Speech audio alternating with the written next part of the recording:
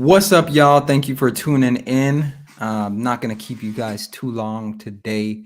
Just wanted to get on and have a very important conversation about something that's been on my mind lately. Hopefully, this adds value as you're coming in. Make sure you hit that subscribe button, hit that like button, support this content. Um, yeah. So, give it a few more seconds. Um,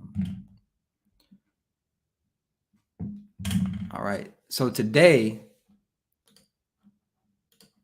I'm going to be talking about a decision. Okay. I'm going to be talking about a decision that I think is very important within the Black community.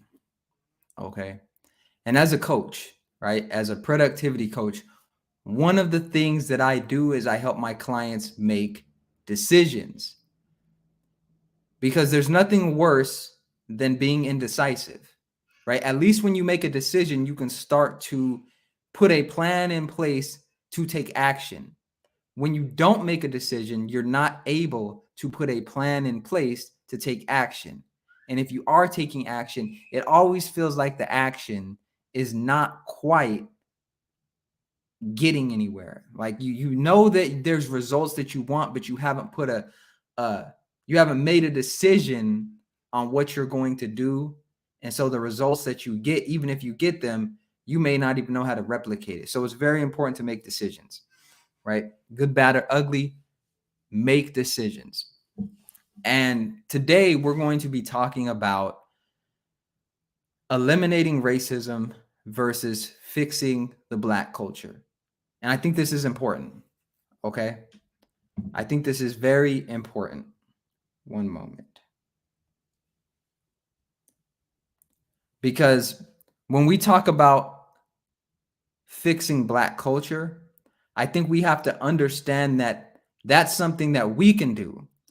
But when we talk about eliminating racism, that's something that another group of people has to do, or other people have to fix about them. Rarely, when I hear racism get brought up, is it from a place of Black people need to change something. It's always white people or this group needs to change something. So, where I'm coming from in this is as a coach, one of the things that I do is I hold people accountable, right? I hold people accountable because when you're accountable for something, that means that you have the power, right? And if you have the power, that means that there are certain things that are within your control that you can change.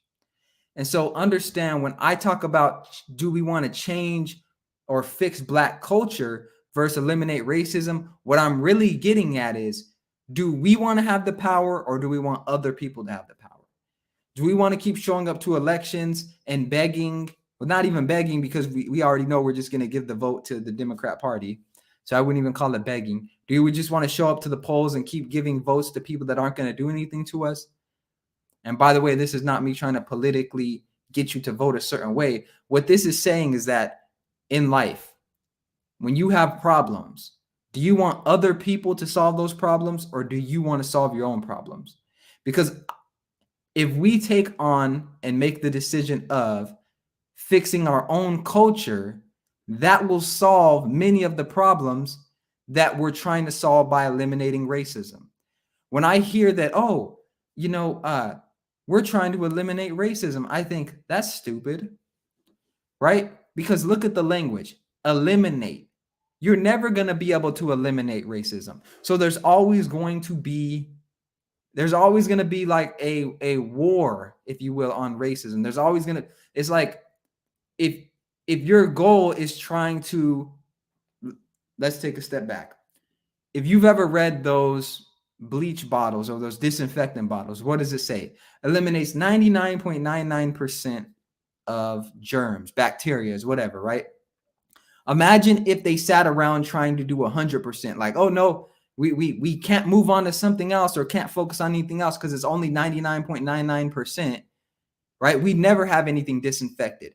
We'd rather focus on the 0.001% or whatever, trying to eliminate racism, I think, as opposed to fixing our own culture.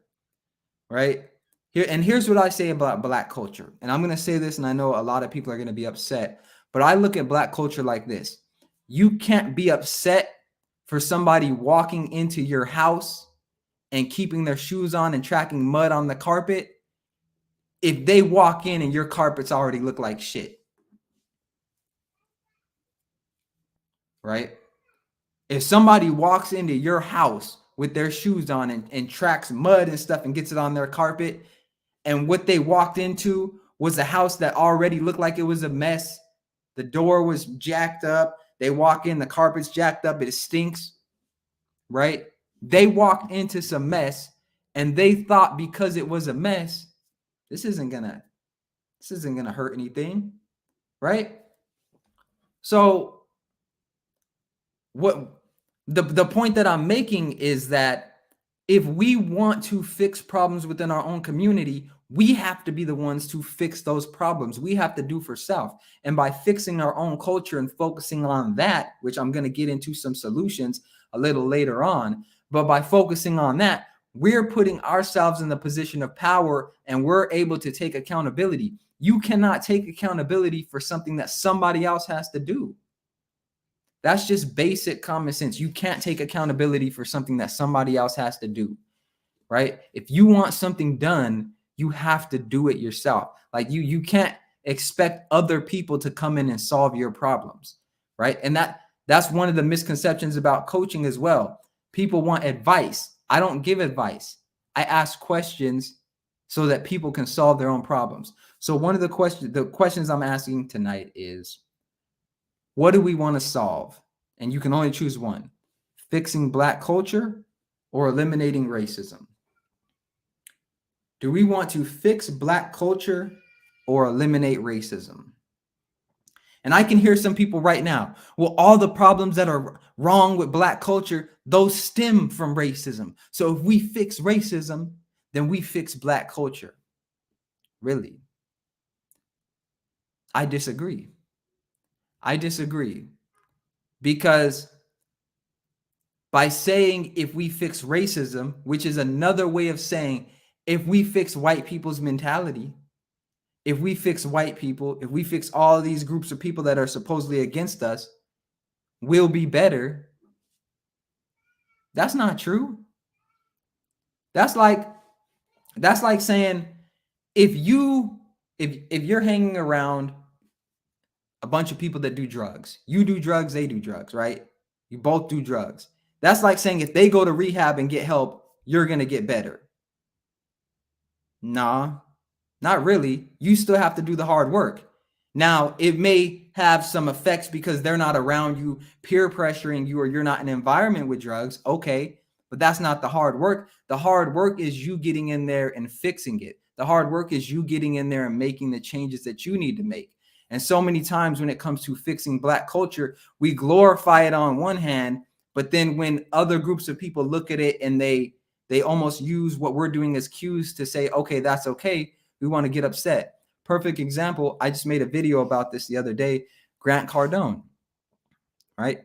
Grant Cardone said that he targets Black people, and the way that he targets them, and if you don't know who Grant Cardone is, he's this marketer, real estate mogul, business guy that pretty much sells real estate courses. He says he targets Black people by using simple words, right? The question is, what made him think that that was an effective marketing strategy? Well, if you look at the data, in many schools, Black children struggle with reading. Many adults, Black adults, struggle with reading and writing and math. Okay? That's not racist. Those are the facts. And so if you're a marketer and you don't want to waste your money, and you don't want to waste money on a marketing campaign, you're going to communicate and connect with people and meet them where they're at, right? That's with anybody. When you go into a job interview, I don't know many people that are talking like they are to their friends. I don't know many people that are sitting there cussing. Yeah, nigga. Yeah, let me get this job, bruh. Nah, you not. you not going in there saying that. Yep, I think I could be a valuable asset to this company. Yep, my strengths are I work hard, I'm diligent, I have a good work ethic. I want to make sure that I'm an asset. I want to make sure that I'm adding value. And whatever it is you need me to do, I'm going to do it. I want to advance in this company. I'm looking to grow. I'm looking to be held accountable, right? You put on that voice. But we don't seem to understand that when other groups of people are looking at us and what we do, what are they looking at? Twerking. When they go to our barbershops, they're looking at us talk crap to people, yell, be loud, play video games while people are getting their haircut. When they turn on our music, they're hearing us degrade black women. They're hearing black women talk about black men ain't shit, baby daddy this, baby daddy that.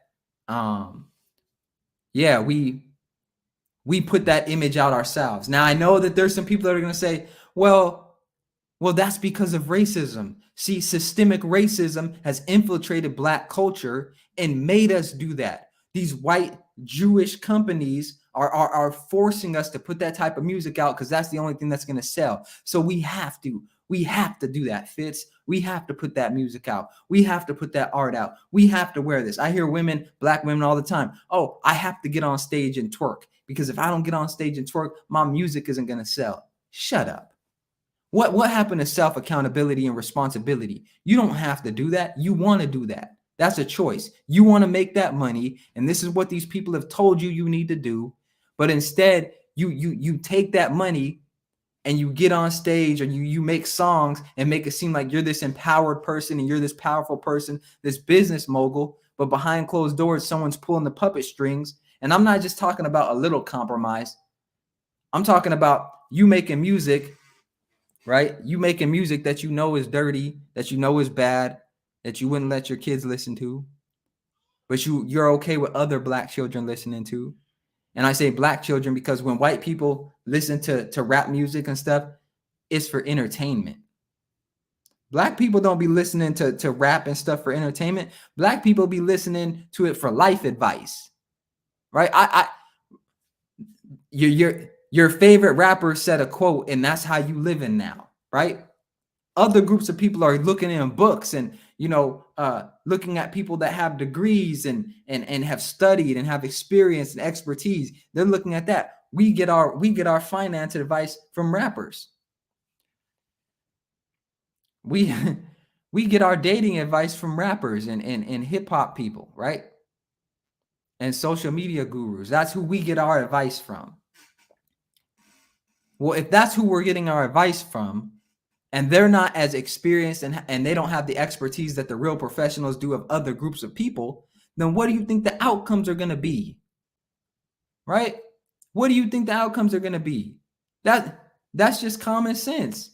If you put somebody in a position where they don't know what they're talking about and they're leading other people who are coming to them and want genuine advice, what do you think the outcomes are going to be?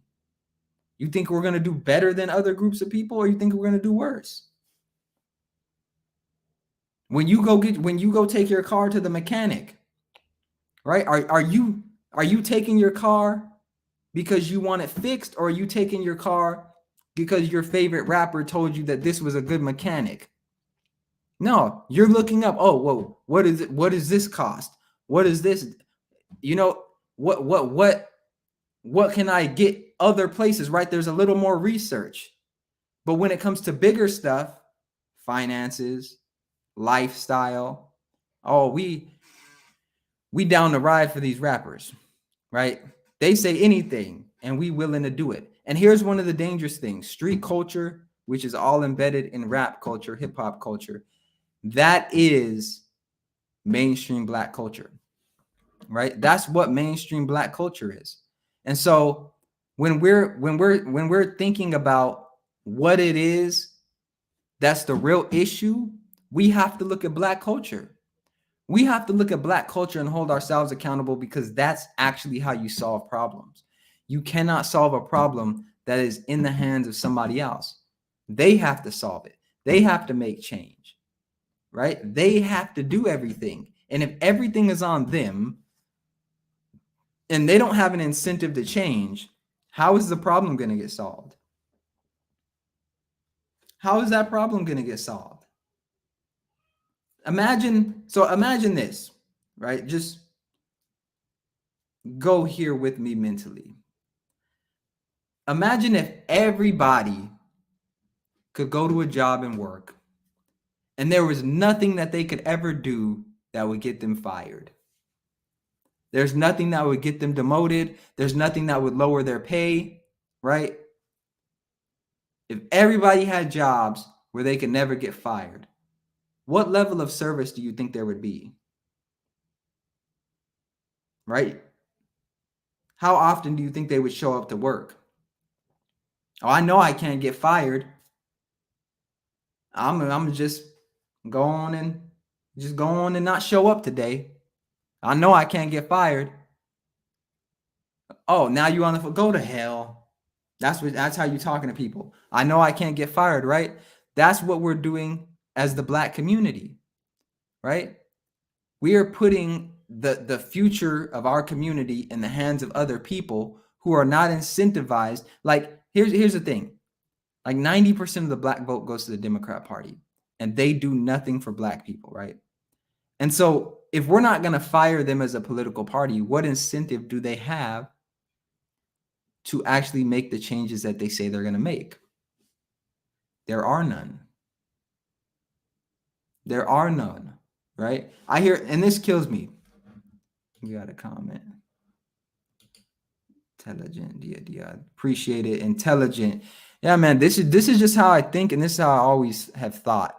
You know, like I hold myself to a high level of accountability because I understand that if I don't do it, nobody else will. Like I always tell people, nobody is in a rush to make you successful. No other group of people is in a rush to make Black people successful. No other group of people is in a rush to sit there and have Black people take power from that group of people and give it to us. Nobody's just doing that. We have to compete, okay? We live in a competitive society. We live in a capitalist society. We have to compete, right? Yeah, people will get on stage and say things to sound cute.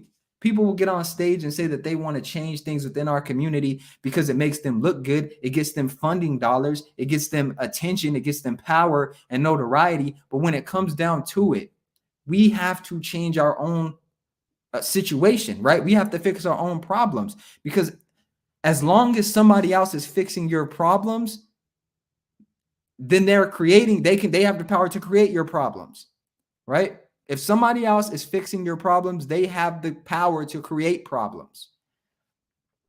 That's just real. Look at Mother Nature.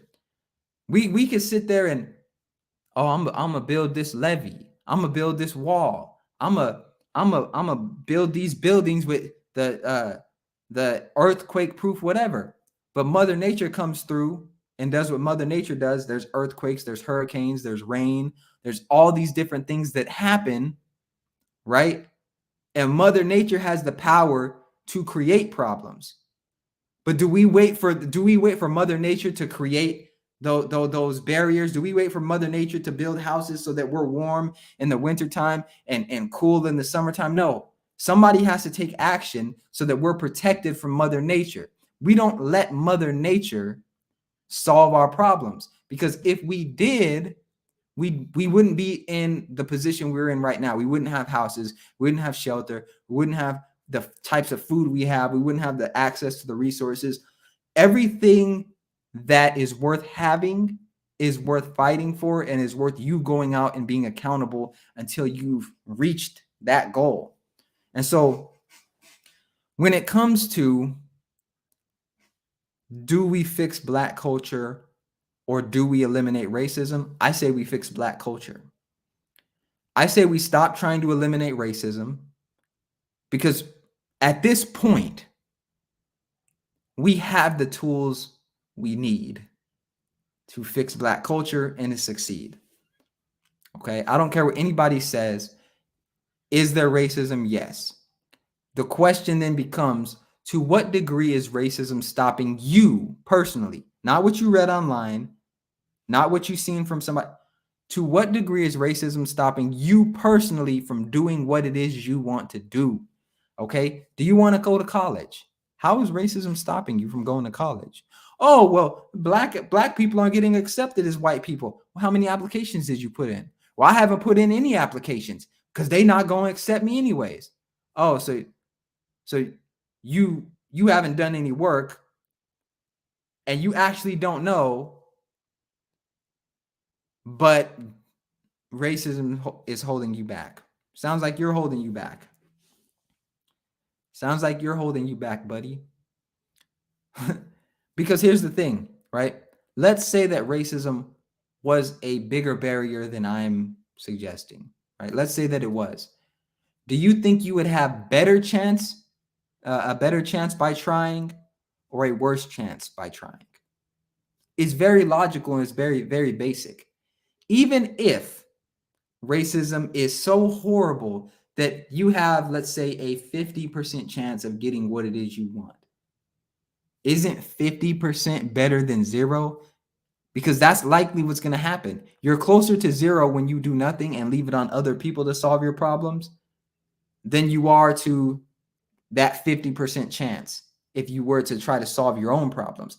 And this is why I think it's important for us to focus on fixing Black culture, because it's the way that Black culture is set up right now. We allow people to think that it's okay to treat us a certain way, right? We give them a pass. It's almost like a parent and a child, right? I'll use this example.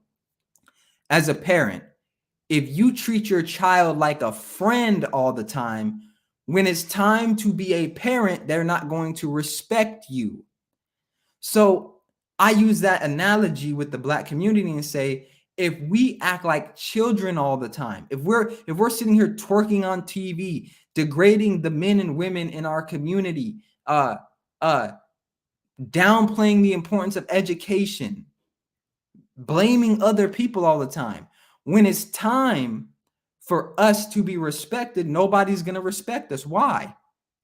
Because now everything is racism. Things that are clearly your fault are the police's fault or somebody else's fault. Things that are within your control, you're putting on somebody else. Like, you're not going to be respected. And when you're not respected, when there is a legitimate issue, it's a lot harder for you to be taken seriously. It's a lot harder for you to be taken seriously. That's all I'm saying. The way we carry ourselves matters. I'm not saying we have to walk around looking professional all the time. Shoot, I have locks, right? I have locks. There are some people that say, oh, well, you have locks. What, them white people gonna burn you at the stake. You have locks. They never gonna give you a job. They never gonna do business with you, right? That's what they say. But guess what? I decide that I want locks. I'm not naive enough to say that there are no white people out there that would look at these locks or Black people even and say, he's not professional. He's not intelligent. He's just a gangbanger. He's a Rastafarian that just wants to smoke and blah, blah, blah, right?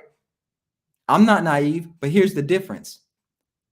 I've taken personal accountability for the decisions I want. And if I really feel like these get in the way of my success, then I have a decision to cut them.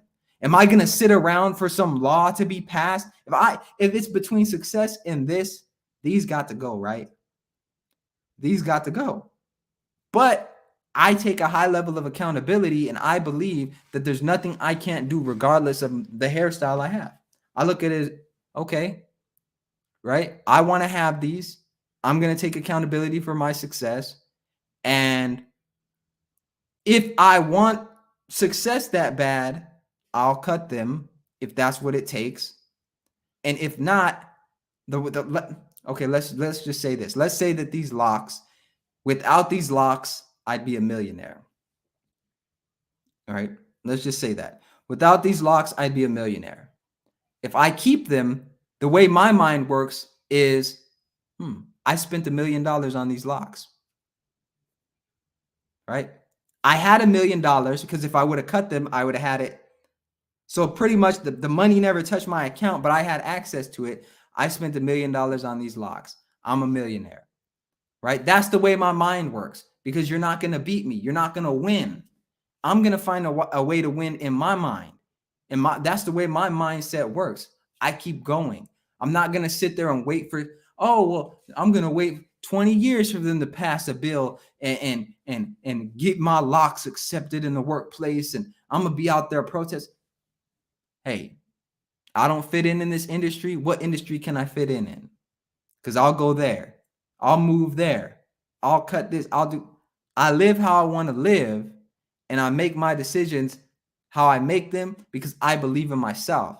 See, insecurity is masking, insecurity is causing many people to not even try. And then when they don't try, they say, oh, well, it was racism, or it was because this person just doesn't like me.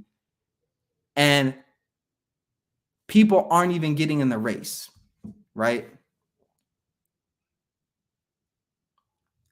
He said, got fuzz on it. I'm getting texts. I got some fuzz on my lip. Let's see. All right. Appreciate it. I hope it's gone. But back to what I was saying. Yeah, you have to be in control of the situation. And that means being in control of your mindset. If you're not in control of your mindset and you put it all on everybody else, guess what? Not only are they going to be in control of your downfall in your mind, but they're going to be in control of your success. Last thing you want is other people to be in control of your success. When other people are in control of your success, guess what? It's not really your success. Okay? It's not really your success. Because here's the thing. All right, and I hate even saying this. Here we go. Integrity is destroyed by insecurities. Exactly. Like nobody there. I'll say this. Okay. When it comes to integrity, I think that there's the integrity when other people aren't looking, but then there's also integrity with the standards you set for yourself, right? So me personally, when I think of integrity, I think of somebody that has a good heart and somebody that's not out to do wrong by other people, right? Somebody that's not out to do wrong by other people. So me having locks, right? I don't have these because I'm trying to harm anybody. I don't have these because I'm trying to disrespect anybody. I have these because I want to have them. I have them because it connects me on a deeper level to my ancestors and other deeper reasons, right? And if I have integrity and I'm not insecure myself to say, oh, they looking at my locks. Do they like me? Do they not like me? Blah, blah. Like I didn't get these so that people would like me or dislike me. I got them because I wanted them. And I have the confidence in myself and I have enough integrity to believe in myself and to stick to what I want to do, that if I'm not welcome somewhere, I'll go make myself welcome somewhere else. And if it's really that bad, then there's a gap in the market. I know I'm not the only one who has locks. I'll create a business where they accept it, right? That's where my mind works. I'm not going to sit around and wait for politicians to make money and get funds based off, oh, we said we're going to make sure the locks. I don't need Joe Biden to come along and tell employers that it's okay for me to have locks. I'll go somewhere else if I have to, right? And here's the thing, and I'm going to say this. Here's the thing. I've had locks pretty much on and off the last 10 years. I've never not gotten a job because of locks, right? Even though I thought it would be a barrier, it never happened.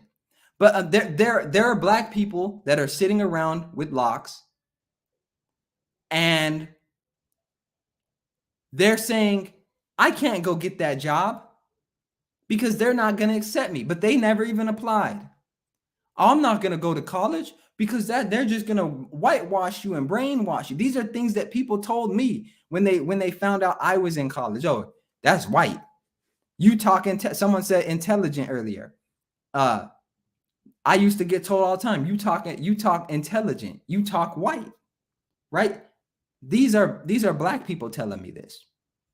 And so there's a lot of insecurity within the Black community because whenever something is smart or something is good, it's white. And that's coming from Black people. That's ingrained in our culture. And I know that there's people that are going to say, well, that's because of systemic racism. Systemic racism told us that anything that is negative in Black culture has to be a manifestation of white people being evil and placing it there.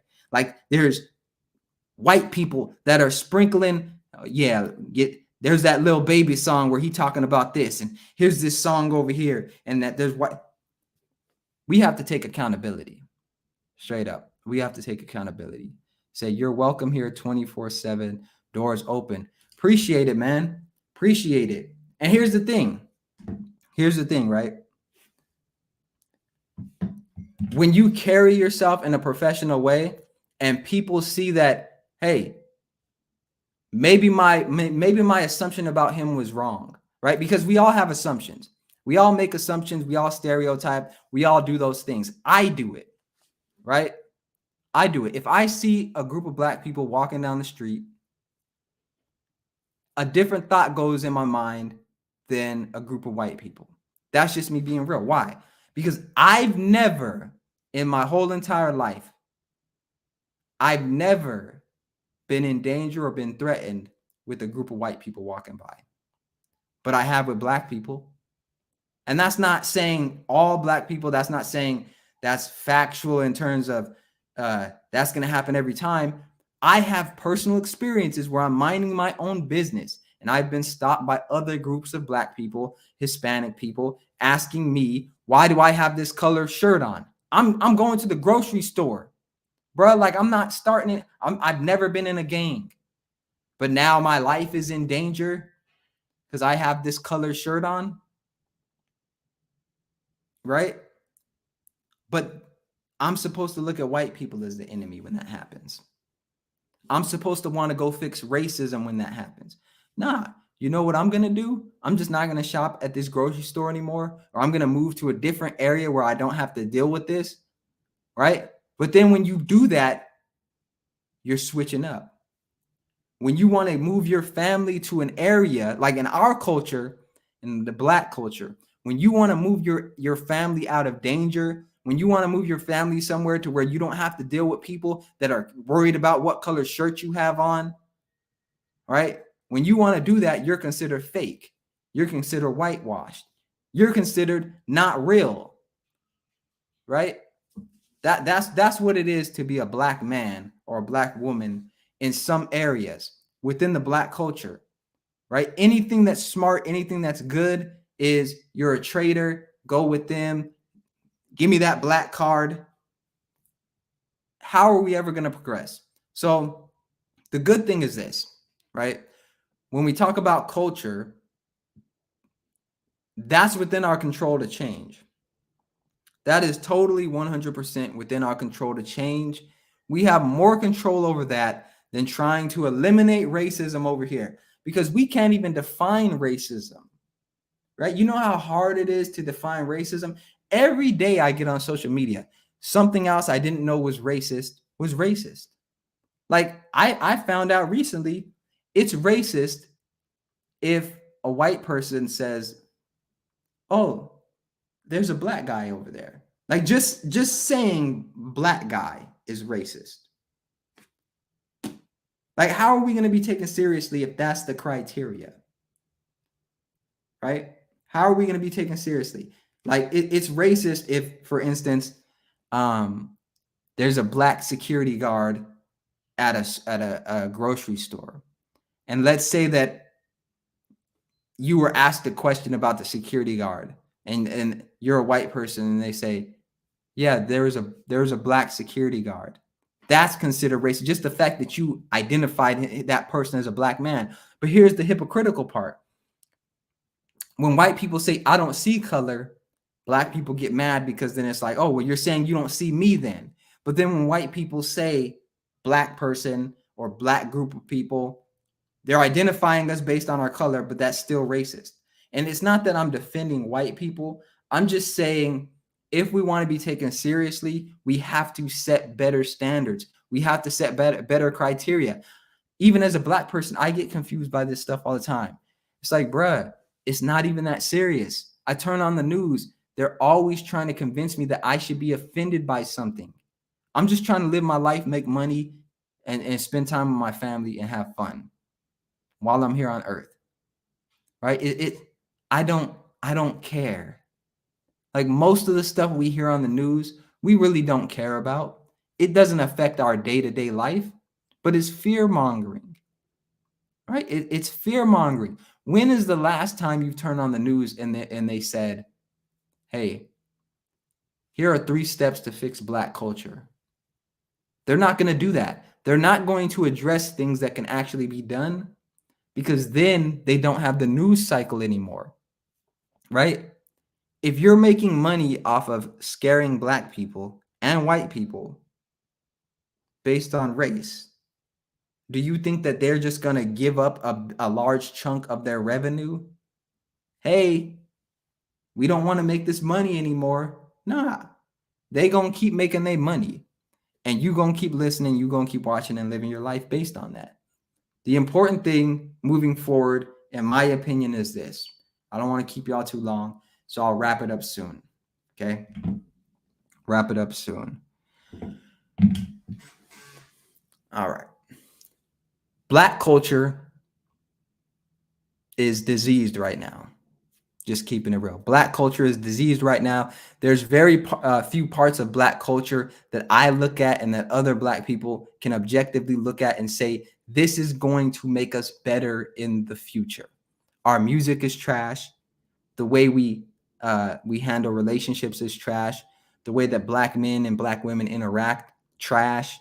The value we put on education. Many Black parents, when they make it out the hood or they make it, they're more concerned with their lifestyle than making sure they're passing on wealth to the next generation. Like I know Black people that have all this money, or they claim to have all this money online, but their children are struggling in school and they're not even paying for tutors, right? I know parents that, you know, their biggest come up is the fact that they were able to lease an expensive car, but behind closed doors, they're in so much debt that they're stressed all the time and don't know what to do, right? That's our culture. Is the new Black culture is making it seem like we're wealthier and richer than we actually are.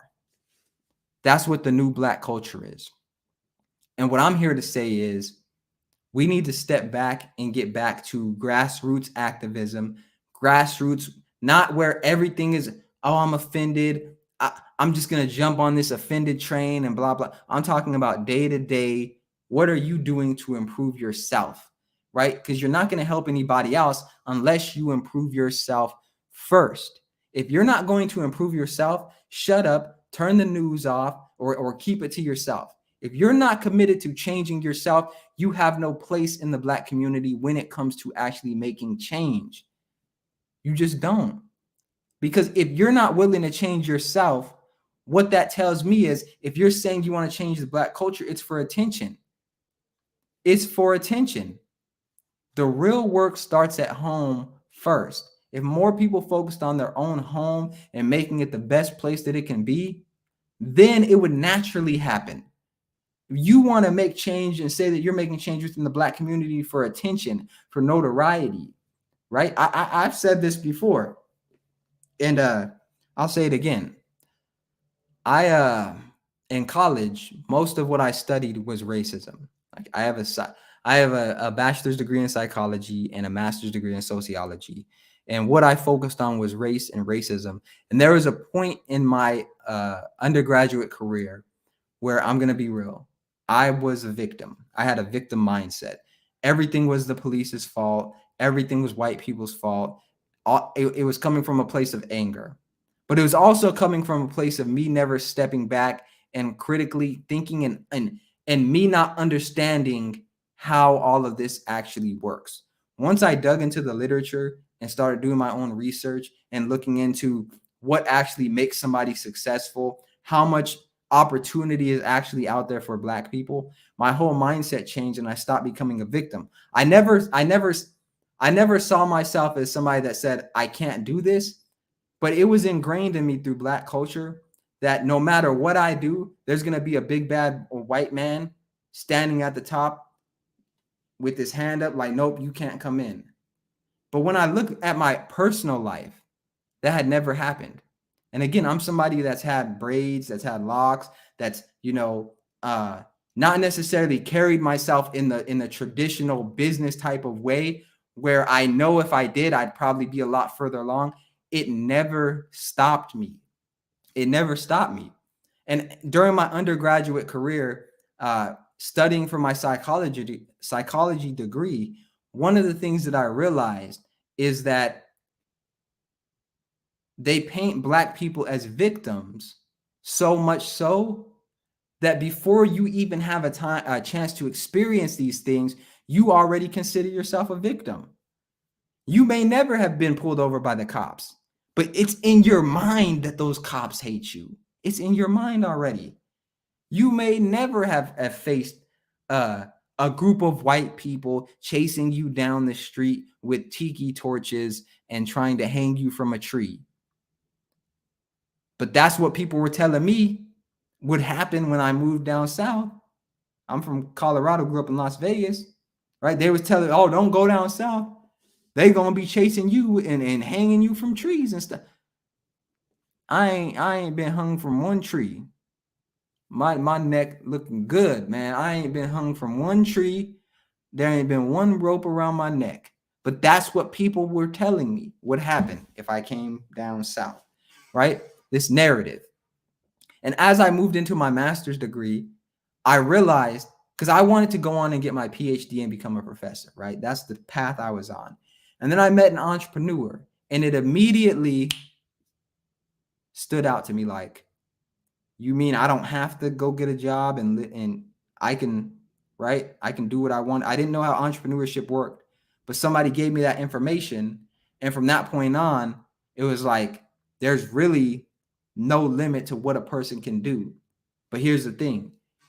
You would rather go and subcontract your success to somebody else, meaning you would rather put your success into somebody else's hands and then get upset when they don't bring you the level of success you have vision for yourself. That's your fault, right? That's your fault. If you put the responsibility of succeeding in somebody else's hands and they don't follow through, or they don't make you successful in the way that you envision, you're the leader of your success. You shouldn't have put it in their hands. Stop being afraid. Stop being afraid to take it on. You go take it on. If you have a problem with somebody not promoting you, if you have a problem with the way your boss runs their business or the managers run and blah, blah, blah. I know it's cruel. I know it's harsh, but you start something and do it better. I know that's not what people want to hear. I know, well, it should just be fair. It's not fair. It's not going to be fair. Do you want to waste your life waiting for it to be fair? Or do you want to waste your life being successful? Do you want to waste your life doing what it is you need to do to put your family in a better place? Or do you want to wait for Joe Biden to pass a law? Do you want to wait for your governor, your mayor, your House of Representatives, the Senate? Do you want to wait for them to pass a law when you have the tools right in front of you? Right? You have the tools right in front of you. Now it'd be different if things happen at a quicker pace, but they don't. You know how long it takes for laws to get passed? You know how many different sides and agendas there are competing and blah. And even when those laws are passed, that doesn't represent the highest level of success that you can get to. So if we want to make real change, we have to instill these types of things and this type of mindset into Black culture. Damn, waiting for racism to be eliminated. It's not going to happen. Okay. It's not. And even if it were to happen, then they would still have all this control and power. And if they were able to eliminate it, they're able to bring it back. I want to position myself in my life to where I'm in control, nobody else. So hope y'all got some value from this video. If so, make sure you like, comment, subscribe, all that great stuff. And make sure you support the channel. I'm going to be doing more live videos, more content like this. So if you like this type of content, make sure you comment and let me know what you think. Share, tag people, all that great stuff. I want to get this message out. Before I go, let you know a little bit of what I do. I'm a productivity coach. I help entrepreneurs and highly motivated people increase the value of their time by doing more of what matters. And when I say more of what matters, I don't just mean doing more work. I mean focusing on what's actually going to make you successful. So I do this through my coaching program. If you want help setting goals, if you want help finding purpose, if you want help being accountable to what you say you're going to do, make sure you schedule a free consultation with me. You can get that free consultation by DMing me or dropping a comment in there that just says, in the comment section that says consultation, and I'll reach back out to you. If you're on YouTube, you can click in the description and join my email list. And you can also email me at fitsmindset@gmail.com. So until next time, I'm out. Thank y'all for tuning in, and hope you have a great day.